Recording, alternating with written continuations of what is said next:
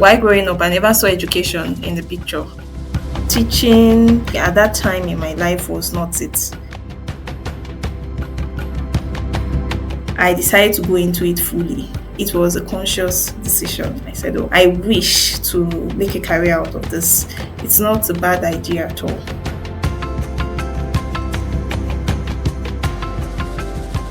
Special needs education is education for special people. And now, when we talk about special here, we're talking about differentiated instruction.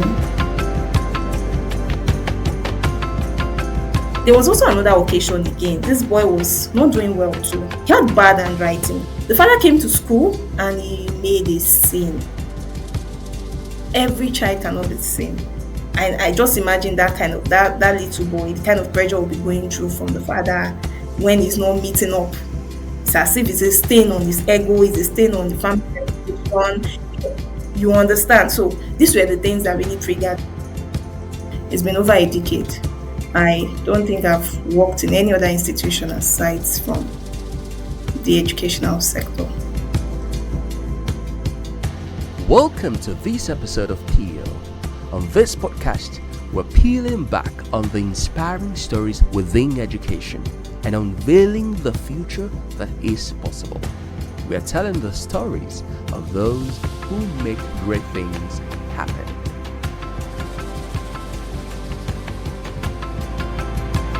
Lilian Odafe is an educational consultant with a focus on special education needs. She started out as a trained teacher and was later pulled by demand to cater more specifically to children who require quality support to deploy their potential. She is actively helping parents and other care providers learn the patience, structure, and listening skills required to get the best out of children with learning differences. Let's start by meeting you. Who is Lilian? Okay. All right. So, Lilian Oshamore. I actually am a graduate of the University of Lagos. Graduated in 2014 with history education. Then I did my MED in 2017. And yes, a diploma in special education in 2022. I'm a special needs consultant at the moment. I consult for schools with special children. I'm also an advocate for special children, and it's born out of my interest to create an awareness and also to try to see how people can push this policy of acceptance when it comes to how special children, special people are treated. So I have a passion for these people, and I want a society where everyone is accommodated irrespective their differences. That's my core mission at the moment. Thank you once again for this opportunity to be on your platform. Totally happy to have you here, and thank you for that introduction. We were taking note of the journey, the academic journey to here where you are today. So let's talk about you and education. Was education the thing for you growing up as a teenager, for instance, a young child, as a youth, or was this something that happened much later in life? How did you get into education? That's really the question here. If you want me to be honest with that question. Oh yeah, totally. Okay, so actually, while growing up, I never saw education in the picture. I never pictured myself being a teacher. Teaching never came up, because I mean, as a young teen growing up, you want a prestigious career. Yes, and teaching I'm sorry, at that time in my life was not it. Not the way teachers are treated, not the structure, not the pay. I mean, the payment scale.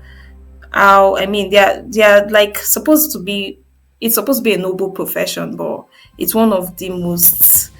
I don't want to use terms, but Maybe not so underrated. cherished. Yes, not so cherished profession because of how teachers are treated. So while growing up, I had dreams, and definitely teaching was not it. At that point in my life, I was thinking about something else. I was thinking about journalism. I was thinking about something in the sciences and all of that. But life, you know, life happened. And when I journeyed into the University of Lagos, I couldn't meet my cutoff mark. So I accepted what was, I mean, at the point in time, what was available. And one of it was the educational degree. But into the years, I mean, through school, I kind of started to vibe.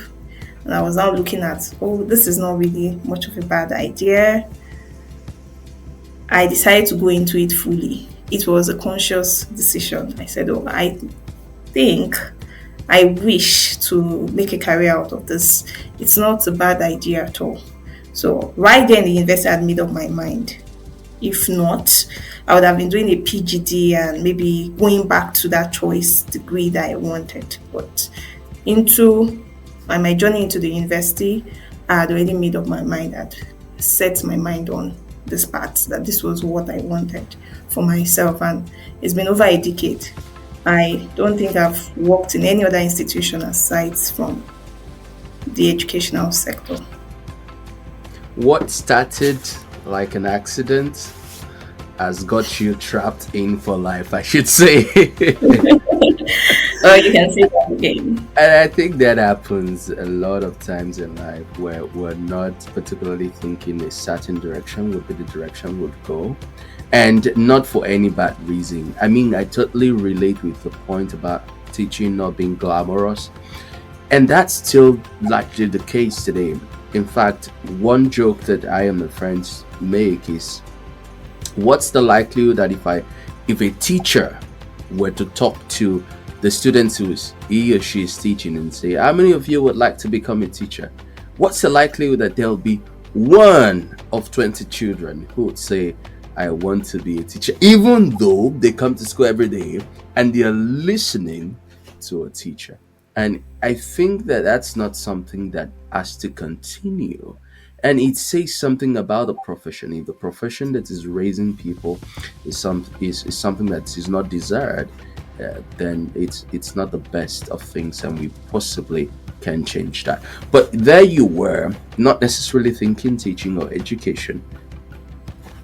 It was time to get into school, and in your own case, it was the scores that didn't line up with the course of choice, but you turned out preferring the path and not even thinking to leave. Let's talk about your uni days and studying within the education field. How was that for you? What were the interesting things? Were education students treated differently from every other kind of students? So is it the same university experience? Just wondering. You know that you're talking about that. Well, should I say the discrimination started from even the university? It started from Really? the Yes, it did. I remember I had a friend. I mean, one of my friends in my department. She she would not even come for courses in the educational department. She would go to arts department and she would make friends with people from arts. So I remember my course rep having to walk down and telling her that, girl, you are in education. Wake Come up. to your you're missing some you're missing some classes. What's going on? And and that thing affected her because she said she wanted law. All of us, by coincidence, all of us came into that department by one One reason or the reason that other. was not yours. None of us, none of us wanted the course. So Mm, my course rep told her that, see, I also have the same experience, but I'm making the best of it. And that really affected her. She would not come for classes. She would miss classes. I think she had an extra year, and she didn't even come out well. She didn't come out well, because of mm, that idea. And even when we go down there to the other department, there's a way we're treated. This whole almost like a discrimination. stigma. Yeah, kind of the way Like we are treated. Like less once they just privileged kids. let's be you get it. So it's the degradation started even from the university days, and it's so bad. It's so bad. Even when you go to a department, the way the lecturers, some of them, the way they dress, the lecturers, they're so clumsy. There's just this thing Mm, around, and it's so bad because I remember friends then, even those in the sciences. I knew a friend then. She would even complain. She was in maths. She would complain that even how they are graded.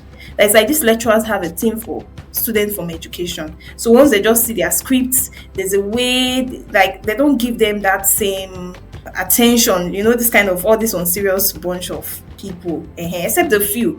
And yes, I said, well, you wouldn't blame them because some of us in the department, we made it seem so. We because of that whole idea of education teacher, I don't know, maybe as at then, this is over a decade now. I don't know if things have changed, but I'm talking from my own experience.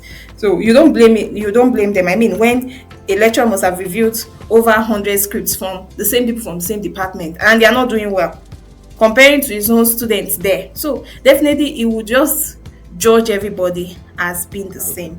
So, like I said, the old discrimination thing started even from the university days. It was really bad. mm. So peer to peer, from student to students in different departments, lecturer to students, you were getting different kinds of things that were pointing to the fact that this environment didn't just seem like one for the brightest people, and that's sadly so, because we expect people from that line of work to be the ones building tomorrow's leaders. And I think this is why, instead of education taking an important role in innovation has to be brought to education. It looks counterintuitive because education is supposed to be discovery as part of its lifestyle and the things that happens within education. So the education folks are supposed to be the ones telling us a lot of new things around better ways to teach, or what's possible within science. But it turns out that that's not been the case for the most part. But hopefully, we're changing that. Now, you went through that and got going with it, and there you are today. Can you say something about what was your own disposition? I mean, obviously, this was not the course that you had wanted, but you went on to take the admission regardless. Was taking it up and coming out successful from that department something that happened naturally, or you had to have a change of mind? You had to just accept that, well, this is what I have to make the best of it. What was that transition for you, given that you are now in a department that was not what you wanted, studying a course you didn't initially plan for? Yeah, because I remember when the course thing came up, I remember I worked for days, and one of those things that kept me going, that kept me happy initially, was the fact that I remember my mom was telling me then that, oh, don't worry, when you're done, you just do PGD in mass comm, don't worry, just go. And I said, okay, fine. So I started on that note, so I was happy. I felt that, okay, so after 4 years, I go back into This is a launch pad, like a climbing yeah, school. exactly. Just So, get done and and then for me, I always want to be very good at whatever I do. Like, I always want to be good at whatever I do. I don't care what it is, but I want to try my best to make sure, okay, I can still beat my hands to my chest that, okay, I gave it my best shots. So that was it. So, but like I said, along the line, it was a discovery for me, and I felt, no, I don't think I want this other profession. I want to settle here, and I want to be the best. So I don't know how to put it. It was like it was like a curve. right. So It was from year to year. That's how the thing happened. The transition happened. I think it happened around year 2 or year 3. No, year 2. It was year 3 actually, when I finally made up my mind that I want to be here. And that Be was in how education. exactly that was how it happened. So yes, because I started on high notes, because I already felt that, oh, okay, so when I'm done, that alone made me happy. So I wasn't clumsy about it. I was just happy. I was just like, okay, let me do this. Let me just get the best out of this, and then go for that one that I really wanted That you really at the want. time. Exactly. So it was easy for me. It was easy for me. At the beginning, there was no way. Like maybe I found out that, oh, there's no way you can do that one that you wanted to do. Maybe it would have killed my morale. So that maybe I would have been like this other lady that was really complaining about wanting law and what have you. But because I went in on high notes, that helped me. That positive energy helped me. So at the point when I had already realized, okay, this is what I want. I want to be here. I want to settle here. It wasn't a problem for me. Everything was still on point. Great. So thank you. A big thank you and shout out to your mom for ensuring that your energy and morale was sustained to carry on with the course and yeah, remain there. And then the change happened for you at some point in that course, year 2 or year 3. You thought you were going to stay here. What marked that change for you? What did you find in education? What did you now discover was going to keep you and make you never wanting to necessarily pursue mass comm anymore? Well, I looked at it. I just before I came into education, I had already I taught. Those days when you're done with WAEC and you don't sit at home. So I taught. I was an assistant teacher, so teaching in elementary school. So I had my own touch with teaching already. And I also knew that I was someone who I was very expressive. I like to communicate, and that was why I wanted mass communication. So looking at it, I said, okay, it's not really far apart from each other. Just that one would put me out there. I will always be out there.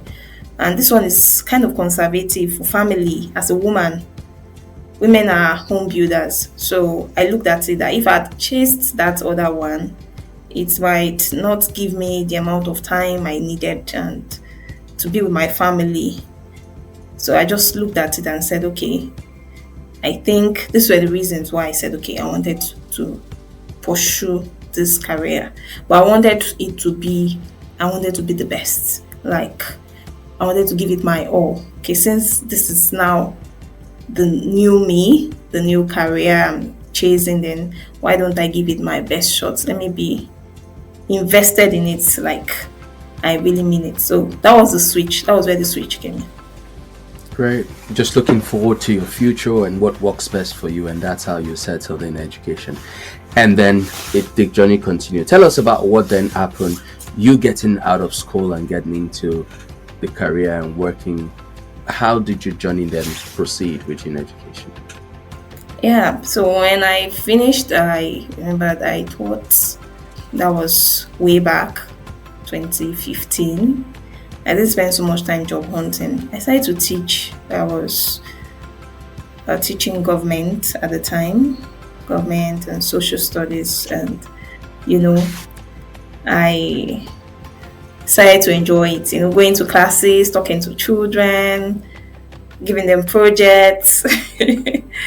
I remember those days. I would always tell my students that, okay, this week we'll do presentation, we'll do this. So I'd always wanted my classes to be different.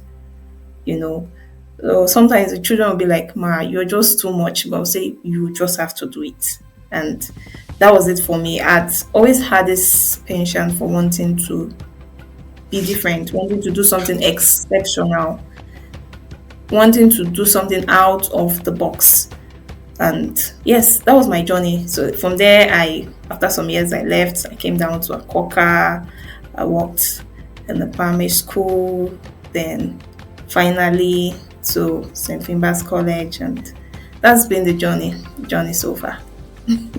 You mentioned something that is worth noting. You've always wanted to do things out of the box. That strikes me a great deal because I think that that's the hallmark of outstanding people. It's very easy in the face of daunting challenges in life and constraints and adulthood that we tend to settle and be okay with safety. But that character of being out of the box, I find it quite important and something worth noting and something worth talking about even within the education community. And I think that one way or the other, we can't blame the teachers alone for it, but the industry has just conditioned a lot of people to be okay with whatever they find. And I wonder how much of being out of the box we need to hear within that space. But not to stress too much on that. Let's then go to your transitioning into special needs. Where did this come from within your journey? This thing for special needs, because that was what drew me to you when I encountered you online, right? Who is this person that is about special needs? What's it? What's special needs? Let's start from there. What are special needs? Yeah, special needs education is actually education for special people. And now, well, when we talk about special here, we're talking about differentiated instruction. It's an education that tends to the individual ability, right, according to their unique differences. So we have different aspects when we're talking about special needs education. We have those who are visually impaired, hard of hearing, those who are also physically challenged. It's a broad field. Now you now have to look at how you can create resources, create teaching instruction that would actually fit into the needs of this individual despite their differences. That's just the idea behind special education. When it comes to special needs education, language keeps evolving. I stumbled on an article where the guy was saying something like that word special like a label on its own, right? It feels like, okay, this person is different. Do you get it? Right. So so we are looking at a more favorable language or a more favorable name for these people, for people with these conditions. And I feel in time we'll be able to get something out of it, something that would be accommodating, something that would be more acceptable, that will not create a stigma just by hearing it. Okay. I think our world keeps struggling with labeling, anyways, because ultimately every word can become a label that is not particularly appreciated. But you need a way to classify this group. And whatever you use at the end of the day then tends to become like a label. But let's leave the struggle of labels and speak to this special needs in any case. At least that's what it's called now, and what your role has been in it. Uh, how did you get into this special needs field within education? Would you mind walking us through that? Okay, so how I got into it? Well, I guess it started from a parent. My saw that my interest picked with the an encounter with a parent. He had a son, and this his son wasn't doing so well. So I remember that day in school he approached me. And the school has standard for excellence, and yes, so except you meet up to that standard, which is good, so that the products from the school would be well represented anywhere. They can actually represent themselves at any point in time. So that was the thing. But now we now have students who have learning differences, right? And it was a struggle for this students because they couldn't fit into that box, that criteria at the time. So I remember the parent walking to me and telling me that I really want my son to be here. I mean, the school have I mean, this school has produced bright students over the years, and I want my son to be. I know this place would really help him academically. Unfortunately, I don't think that he would be able to continue because with his own challenge, his own unique way of learning, he would not be able to cope, and the school is not ready to integrate him. Like since he doesn't meet up to his standard, and I really felt bad. So that was it, and I was like, why, what could really be the problem? I knew the boy wasn't doing, he couldn't write well, was very slow when it comes to writing. He wasn't, he would always have incomplete notes. And then again, what else again? His grades were very poor. That was it. So at that time, what was on my head was, okay, when the grades of a child is poor, you will always be thinking of the child not being serious, the child not reading. That was it for me at the time. But I didn't know that, okay, there could have been other reasons, multiple factors as to why a child may not respond initially to a learning pattern that you have to be the one to fit into, to fit into his own unique learning needs. You have to study him and look for how to create something that would work for him. So it wasn't just about you teaching, it was you understanding the student and looking for how you can create a curriculum that works best for him. So at that time, I didn't know that. Yes, I knew as teachers, yes, that we should use variety of methods to meet our learners, but it was just on the general notes, not on the individualized notes, because that's one thing about special education, individualized instruction for every unique learner. So that's at that point in time, I didn't know that. That's one. Then there was also another occasion again that happened. This boy was not doing well too. He had bad handwriting. Now I know that, okay, now that could have been dysgraphia at the time, but at that time I did not know. I was wondering why it was different. His writing was very bad and he wasn't also doing well. So the father came to school and he made a scene. Oh God, a lot of sin. The boy had 2/20 in maths then. And the man was screaming at the maths teacher, was telling him that, on what right would the son have 2/20? For what? For what? Why would the son have it? Why would so the teacher was telling him that, sir, this is what your son scored. So am I not supposed to be reverting what he Grade scored? based on what he did. Yes. Why are you making this a big deal? They said never. This teacher has no right to give his son. For what? That in fact in his family they are highly intelligent people. That even him speaking, that he finished with a second class upper and is the CEO. He has a board of directors, and he was just all about himself. That so how is the teacher telling him that his own son will not do well?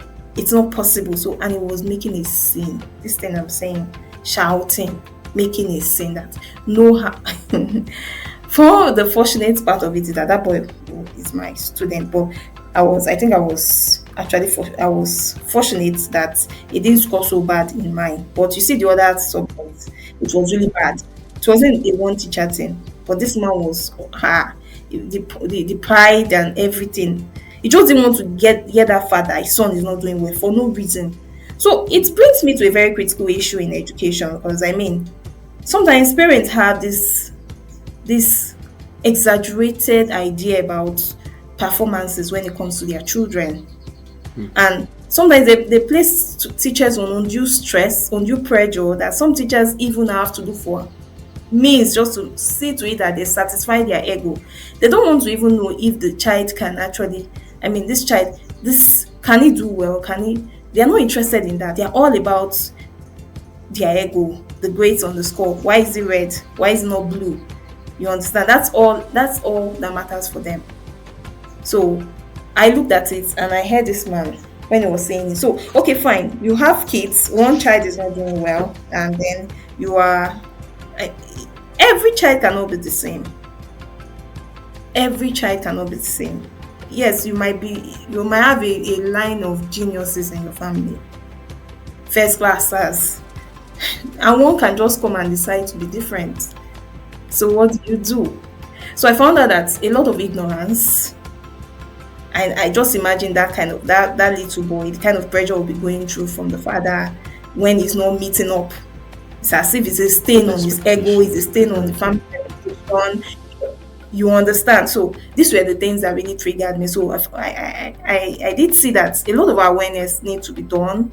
There are a lot of people who are not even, they don't even understand that okay, there's something called special, like the special needs education, that they are special people who have unique learning differences. They are not different, but they just have the unique way, their unique ways of learning that is not the same with every other person. It's just for you to understand that peculiarity and see how you can fit into their needs. That's all. That's just the difference. And when you do that, you find out that they can even do even more exceptional than the average student. So a lot of people don't understand this. And that's where we are in Nigeria, yeah. That's where we are. That's the culture now. Like lack of awareness is one of the most common problems when it comes to the special needs education. The parents, the society. So people need to understand more about these people. But I'm happy that yes, a lot we have this culture of inclusion and people are getting to know, but it's still not as much as it should be. It's interesting that you're shedding light on this subject, that you're throwing light on this subject. And you mentioned some examples of special needs or situations that might warrant special needs, like being hard of hearing, um, not being able to see. Those are physical things. A number of those things can be seen. Like you can see someone and easily tell. The other sides that you have not particularly spoken about, which I would want you to speak about a bit, is things that you may not be able to easily tell. And I think that's where the awareness becomes even more important. Yes, we have a lot of them. We really have a lot of them. We have dyslexia. That's a condition that makes it difficult for a child or a person to be able to interpret words, decode words as it should or as it should. We also have dyscalculia that has to do with numbers. We have ADHD, the attention deficit hyperactivity disorder. This one is even this one I actually love to emphasize on this because it's painful that beyond the child that there are adults struggling with special issues that don't even know. They have maxed it so much, like autism. Usually, autism happens to a lot of boys, but the characteristics of autism on boys is different from that of girls. And research places more emphasis on boys. People don't know that there are also girls who also are autistic. And why this thing is a problem is because I wouldn't say problem, I would say like a condition. Why I would say it's a condition is because, like autism, the way an individual will manifest his or her autistic traits is different from another person. That's why it's a spectrum. So we have high functioning autistic people that they can still do, they are very intelligent, very high IQ. They can read patterns you don't see. They can do a lot of extraordinary things, and we have some who can might not be able to do any of those things. Like they might be retarded in some ways, like they might be limited rather in some ways. That's the difference now. So you can't even say that okay, I mean you can't compare. So because the way this trait will manifest in one person is different from how it will manifest in another. Then we have the attention deficit hyperactivity disorder. And then you see a child that is very restless, is all over the class, can sit, is everywhere. You send the child out, oh, okay, go and get me something. The child is always missing one thing. It's either he comes back with forgetting to buy fish. And you be like, this child does not listen. He does not listen, you will shout. And that There's no how happened a you lot when we were kids. there's no how you ask the child, okay, go and bring something for me from the room. He will bring it, but one thing or the other is missing. Or the child is at school, is always disorganized. Like he doesn't go home. He goes home. If you buy math set today, before the end of that day, it has, it's all gone. It comes. That's the kind of child that will miss one socks, one like that, and come back with one or something. Something, So a lot of he's always getting himself in one or two problems in the class, one or two troubles, and you be like, this child is just extra. It's just extra. It's this, it's that. You scream your lungs out, and you don't know that this child is going through something up there that you're not aware of. So that's the difference between, more advanced countries than us here. A lot of awareness. So the child, maybe at some point, as maturity comes, it might be able to max this, and this trait will not be like when he's growing older, obvious. But he might live through this, and you see, it's that it's even like a story I was reading. The lady said something that it even affected her marriage. She divorced because she spoke so much about it that I felt so pitiful. These people struggle with executive functioning. They struggle with task initiation. You want to do something, but you just cannot do it. You find it difficult to do it. They are the ones that will start something, right? And they will not finish it. They never complete their note. Registry, like she said, even registering her courses, knowing that they struggle with organizational skills. And the funny part about it is that there are some autistic people that are not just autistic, they also have ADHD. Like they have two in one. So it's a lot. And now these are things that they are not written on the forehead. In fact, the individual who is going through it might not even know that he's having this problem. So imagine the head of the family who gets married, and he has to cater to responsibilities, has to cater to bills, and he's having this issue. Definitely will have a problem with his wife. And then we would naturally call those people lazy. Too lazy. Doesn't want to work. He just likes to sit down. Doesn't like to do anything. We will label, not knowing that the person needs support. The person needs support. He needs a lot of support. He needs to know about, he needs to even be self-aware and see how to pull through. So it's, when you look at it from this aspect, you become so emotional because there's so many people.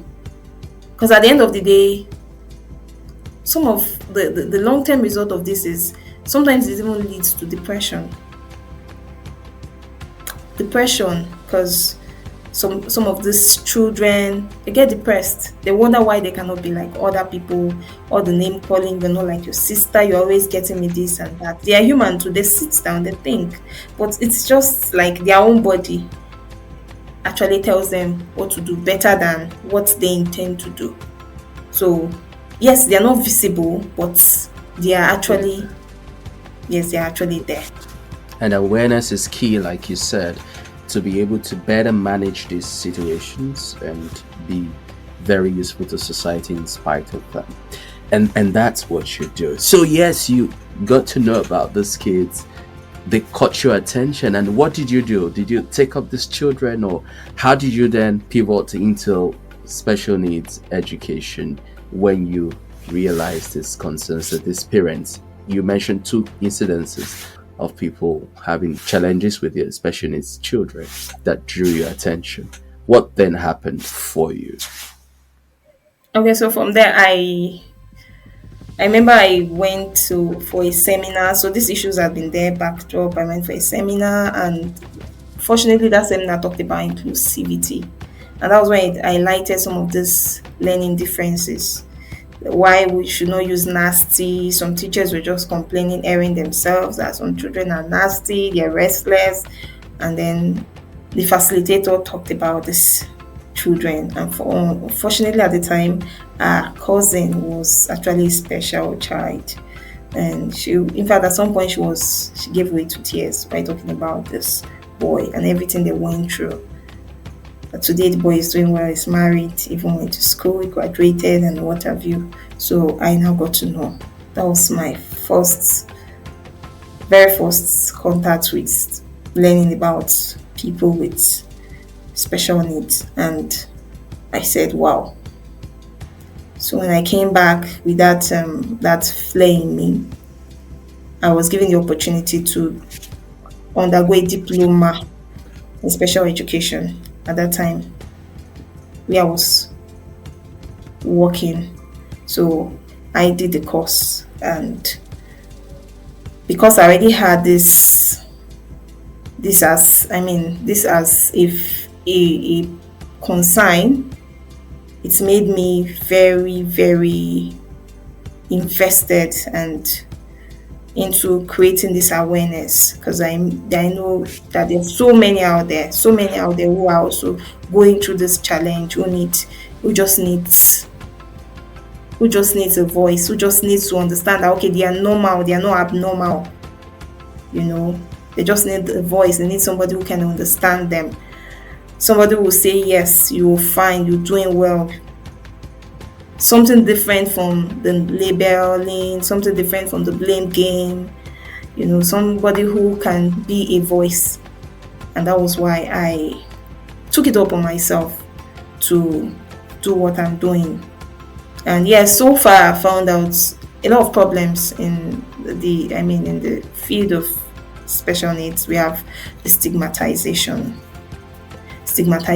We still suffer from a culture that is bereaved with superstition. A lot of Nigerians will say, go to church, you're not religious enough. People give solicited advice. I don't worry, your healing can come.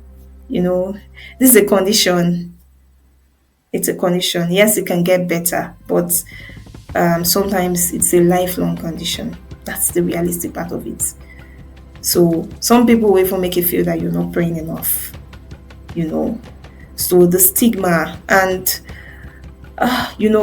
sometimes you also find parents who also have been they've experienced the stigma, and it has affected them a lot. It has affected them a lot. My journey with consulting with parents, sometimes you see some crying, telling their experiences.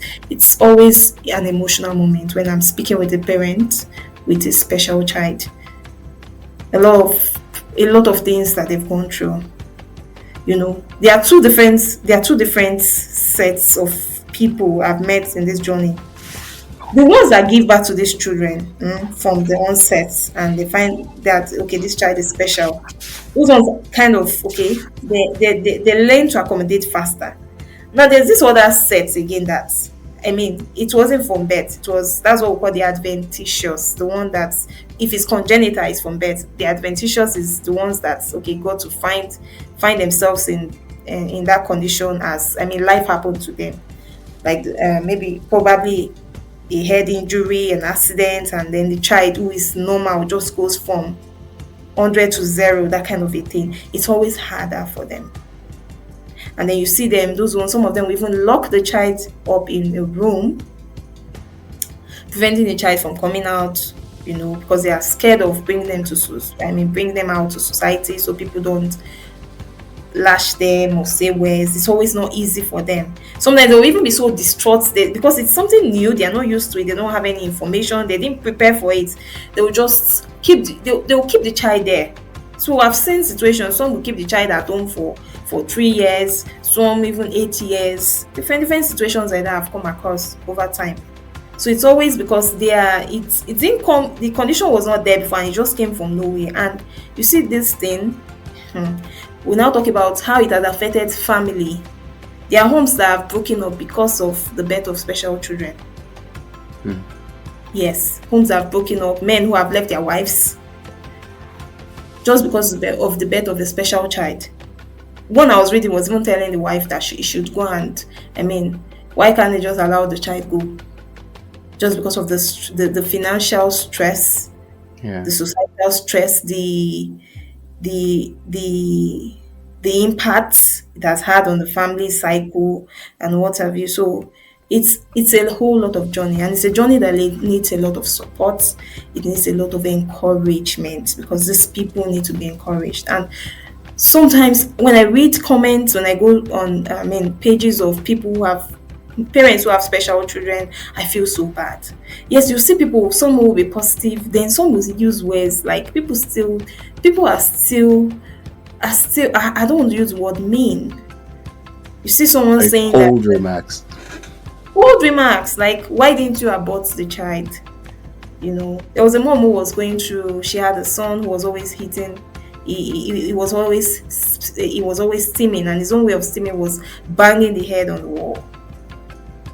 And then she was just sharing her experience for people to know what she goes through. And then someone saying, why didn't you just take it away? I've seen one who said, oh, you used your daughter. And you know what I mean when you say used your daughter. Yeah, Oh, yeah. this one is rich. He's rich. He has money and he has fame. And then that's why you're saying that he used the daughter. Say, please get out from here. Not just one, not just two. So I was like, when would we leave this superstition, this myth, and tend to and accommodate? Understand that this thing can happen to anybody. The person is not cursed. It didn't offend anybody. This thing it just happened. Life happened, could happen to just anyone. So this desensitization, so people get to know that, see, this is the 21st century. Gone are the days when people held on to those beliefs, those taboos. Now we want more awareness, want more people to be armed with much information about these people. And I don't blame special moms who don't want to bring their children out to the public because they don't want to expose the child to all these negative remarks. It can be unsettling, really, it can be. Quite an experience. I can feel the empathy there as you're talking about the experiences of those parents. I can even also imagine how the journey must be for you attending to parents with these children and consulting with them. How has the journey been for you personally in this line of work, just attending to parents? Yes, you've shared a bit about it, but do you see the awareness increasing? Are parents more responsive? Are you able to see results working with the children? Just to get a sense of what really serving in this space has been for you. Well, a lot of things. It's a very emotional, a lot of emotions in this job. A lot of emotions, I'll tell you, because you have to relate with clients, and clients varies. There are some clients that are so invested in their children that want the best. They will give their life just to see that their child is. When you meet these clients, when I meet clients like this, I align. It's just aligns with me because that is my drive. My drive is I want to see this child better. So I will put you on a task. I will give you therapy sections that you will do on your own, and I will get feedback from you to know how you're doing. That's how bad it is for me. And because there's this thin line, between professionalism and allowing client autonomy. So imagine you have, maybe you have a child that you really want a change, like you're struggling to see that this child is doing better, and the parent is not giving you that kind of energy. It can be very somehow. But yes, it can be very frustrating. But that professional line, in that even if you want what is best, you should still know your limit. So that's from my own experience has been my problem. So there are clients you talk to that will be like, no, your child is okay. So okay, from what we can see from the signs this child is, is beating and all of that. This child needs more. He needs to go on examination, on diagnosis, and all that. They will say no, no, no, no, it's fine. In fact, they will even tell you that, see, they read psychology. So what are you saying? They know what they are saying. So they live in their own world, and they don't want to take that. Some actually do it with faith. They say positive language, but the better, because there's a there's a thing in special education, neuroplasticity of the brain, right? There's a stage where the brain, when the child is still young, it's very easy for you to see how you can improve certain conditions. But as it grows older, there's a stage where the brain stops. It usually happens from that 12, 14, 16, right? It just stops So there's no other development. So any effort you can make, you should be fast so that you can do it before that. That's why we talk about early intervention in special education. Because if you don't do it on time, if you don't catch them on time, when it gets to that stage, there's nothing you can do apart from supporting them, like making accommodations for them. So that's why we are always on the neck of parents and wanting to see what we can do, because it's not about the parents now, it's about the child. It's about the child. But unfortunately, in this part of the world, some parents don't know, don't see it that way. They are really more invested in positive language, the thing about faith and all of that. So when you tell them otherwise, they don't want to listen. They don't want to listen. So I've met clients like that. Then we also have those ones that have issues with finance. The ones, okay, they already know, oh, my child is special, but okay, this child needs more accommodation, right? Maybe there's certain medication that the child should be getting, and then the parent can't afford it. So I've had one too like that. She has ADHD, and this child needs support. She needs medications, and the mom is saying her daughter is okay, but we know the child is not okay. But because of finance, she's a widow, and the child also has other problems, other health challenges away from that ADHD. So she can't cope. She's buying medications for that one. Now imagine asking her to buy another medication. So sometimes she just comes defensive, tries to make you feel that you're saying nothing. What you're saying doesn't make sense. But the underlying issue is that it's a financial issue. She can't cope. Their medications, it's when it comes to special children, they have they also have the kind of meal that they should take. They have a meal system. There are some meals that they shouldn't take. There are some that are healthy for them. So parents can't afford this. This is Nigeria. We are getting even a cup of rice. You know what it's like for many families now. They can't afford to even give these children their diet. The financial part is there. Then before you now talk about medication, talk about caregiver, because sometimes the children will need somebody around them who will take care of them. How many parents can cope with this? And it's so bad that there are situations where the person doesn't just have one child, he has 1, 2, 3 special children. I've even seen 5. So it's not easy for them at all. It's not easy. It's a lot of issues. Then we now still have the ones that are ignorant. They don't even know. Like this issue, there was this case I had that the child apparently has CP, cerebral palsy, but the mom is saying that no, our child, the boy fell, and all effort to make her understand that this thing you're saying is not the way you're saying it. And she has tried to traditional homes. They've put pepper ointment on the hand, they've bandaged the hand. To extent, one of the report I got was the boy even tried to get something from the counter, and there was fire somewhere, that the bandage caught fire or something. They had to remove it again. I felt like weeping. But trying to get the parent to understand that okay, this is not the problem. He didn't fall. It's not a bone issue. Stop taking him to all these traditional bone doctors. Take him to a physiotherapist. Has fallen on deaf ears. So because she just believes that it is a bone, like maybe a fracture or dislocation. It's something about the bones, not about the nerves, the nervous system, and So we still have to deal with the ignorance that is associated with special needs education. Not all know, and even getting them to even know is also another challenge on its own, because some will not even want to agree. They already believe in what they know, they think is best, and that works for them. So that's why more awareness, so people get to know about these things and take the right strategies in coping or dealing with them. So a host of issues. We also have a group of parents who also believe that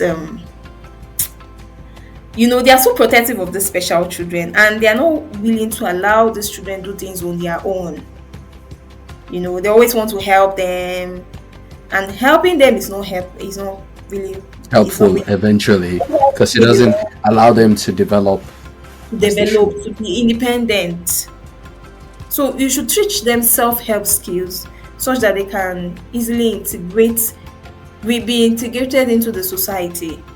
And because of this sentiment, some don't even make basic provisions for these children before they pass on.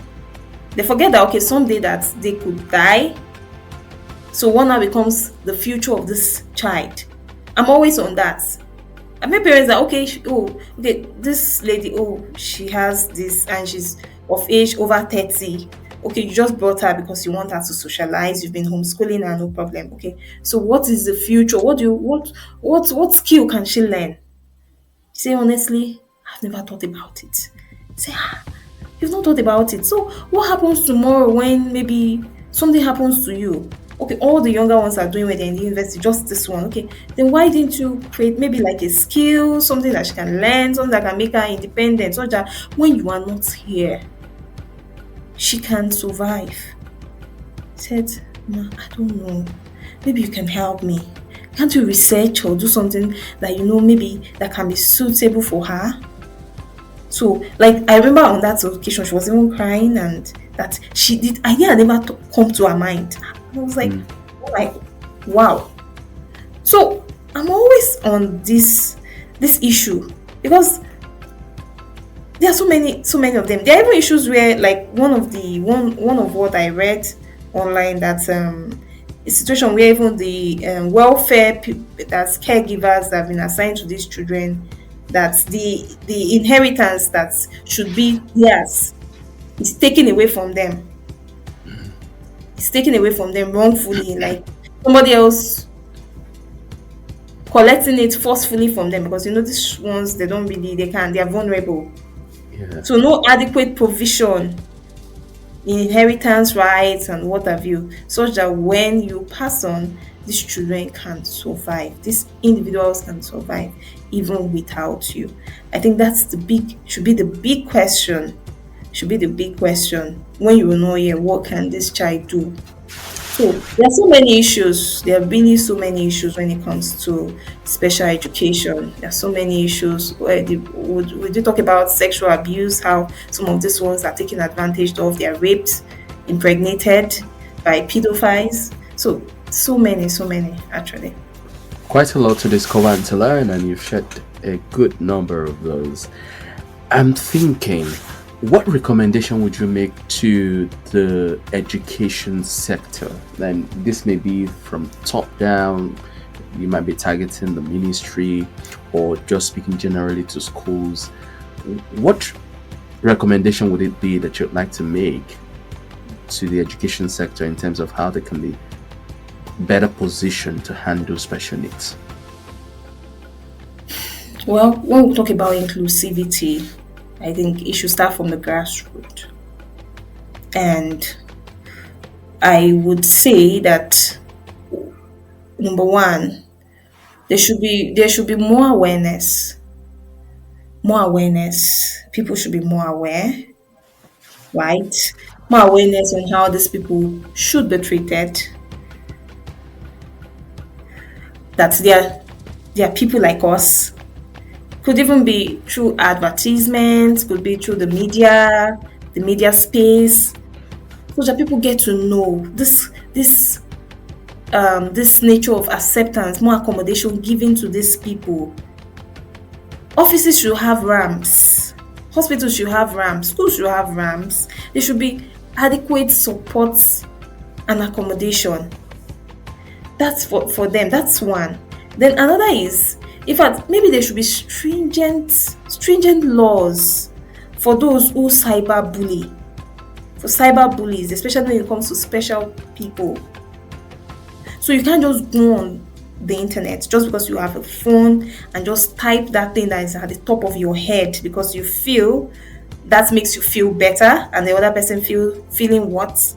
So it should be laws, and I mean, if you can have like one or two scapegoats, I know that it will be a deterrent to others, because these people are going through beyond what you just type is a human who is reading it. So you don't just go and say anything. The person is already going through a lot. All they want is just support. And why are they coming out? Why are these people coming out showing their? Some will even say you are using them to make money, and you want content money, because they want you to know, so that you can better accommodate them, so that you understand, you when you see them out there, you understand what it feels like, what they are going through. They are not doing it because they are looking for money, or they are using the children to cash out, so laws that we should be there. Again, when it comes to policies on inclusivity, I will say it that teachers, right, teachers of special children,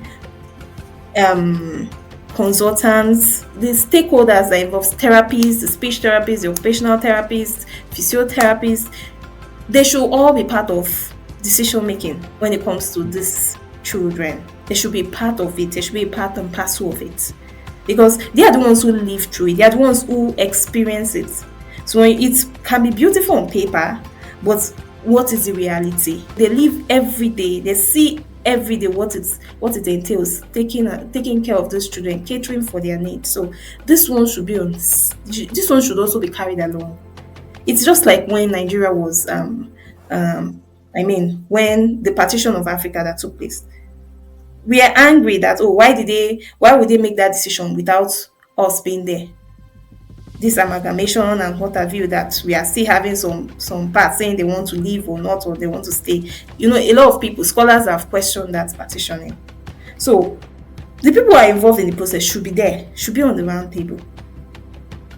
It will not be a bad idea to have teachers being a part of the process when it comes to creating the curriculum, creating policies that has to do with them, because they live through it, they experience it. So they are the ones that should be even at the forefront when it comes to recreating policies that have to do with children, special children. Then more support, like NGOs. There's an appeal to NGOs, non-governmental organizations, when it comes to funding. It's expensive. I asked the mom, the special mom. She told me that she told me that one drug, just one alone, that it's 1.2 million naira. No, 1.3 to be precise. I was like, what? She said even the spaghetti, that there's a particular spaghetti that they eat that's not like the regular one, because I told that they have their own diet. That a pack of that spaghetti, there was this 60,000 or one or something. And I was like, wow. Say, ma'am, you don't know what it looks like. It's very expensive. So now imagine a family, like a middle class family or a low class family. How is it going to be like? So that shows that these children, their future is already conditioned, because their parents definitely cannot meet up to the needs of providing for them other than what is available. So more funding when it comes to facilities for these children, calling for people who are involved. And then yes,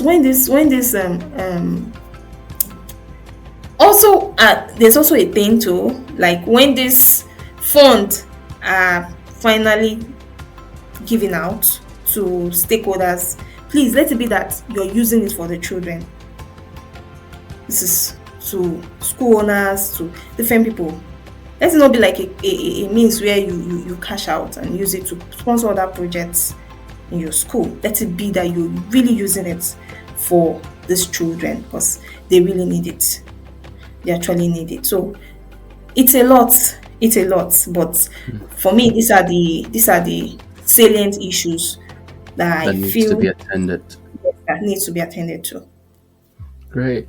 And I think I would also say, and I'm sure it will be something you would agree with as well, that teachers generally should also be more aware, should be educated in the subject of special needs, because they're dealing with these children on a daily basis. It's easier for them to also spot children with special needs, and then they can escalate those issues and be able to recommend them for better attention. Wow, so much you've shared with us today, looking into education and special needs in particular. Let me ask you this question as we begin to tie up the conversation. What's in the future for you as far as special needs education is concerned? We just want to peek into your future. What are the possible things that you're looking to do? Are you starting a school in that regard? Are you doing some advocacy work? Are you Well, doing some, yeah, well, I'll talk about the advocacy work very well because I mean that advocacy part of it is the part that I'm really, really intentional about because of what I've seen that is going on in the system, my experiences with special parents. You see, this advocacy thing, I'm going to be doing it, and I'm begging God for strength to advocate for these people. They are vulnerable, they're vulnerable, and it actually has to do with the stigma attached to it. So on this advocacy thing, I'm going to be doing lots and lots more of it, and I am also looking for other voices who will do the same with me, so that we can make this world a better place for special people. great. We can make the world a better place for special people, and for any other one that comes. Well, the way I am, I take my life one day at a time, and I feel that this is a journey. I I really strongly believe that God is directing me somewhere, but where is what I don't know at the point in time. But what I know is my passion, my flair for these people is that they are accommodated, they are treated with love, equity, no discrimination. That's my core mission. That is my joy. That's what I want to see. I want to see that yes, that there is a difference. That these ones tomorrow can be exceptional. I want to see these children saying that, oh, can you remember her? See, she's now this, she's now that, she's doing so well. The joy on the faces of my parents when they tell me that the children are making improvements is all I want to know, all I want to see. That's my own satisfaction in all of it. So that's what I would say about that question. Great. We're looking forward to seeing more of you on the advocacy side. And this is where we draw the curtain on today's episode of Peel, powered by Teacher. Do join us again.